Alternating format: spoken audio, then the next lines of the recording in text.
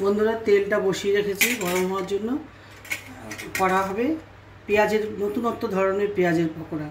এর মধ্যে দুটো আলু সেদ্ধ করে দিয়েছি, আর পেঁয়াজ, একটু কারি পাতা, ইচ্ছা হলে ধনে পাতা, আপনাদের ইচ্ছা হলে কারি পাতা দেবেন না, ধনে পাতা, বেসন, লঙ্কা কুচি, একটু খাবার সোডা দিলাম, দিয়ে এটাকে মাখছি, মেখে এটা বড়া করব।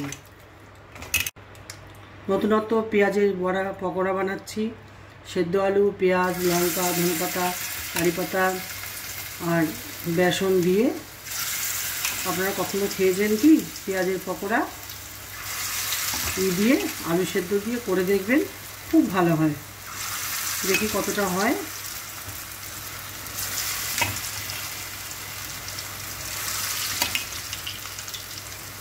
খাবার সোডা একটু অবশ্যই দেবেন।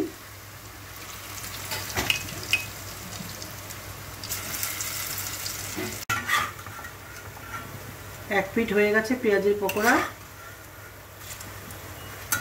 সেদ্ধ আলু, পেঁয়াজ, কাঁচা লঙ্কা কুচি, ধনেপাতা কুচি, একটু আপনাদের যদি পছন্দ করেন কারি পাতা কুচি, সব দিয়ে পেঁয়াজের পকোড়া করছি। এটা ডালের সাথে আর পান্তা ভাতেও খুব ভালো লাগে। আজকে আমরা ডালের সাথে খুব খাই, তো আজকে আমরা পান্তা ভাত করে খাবো।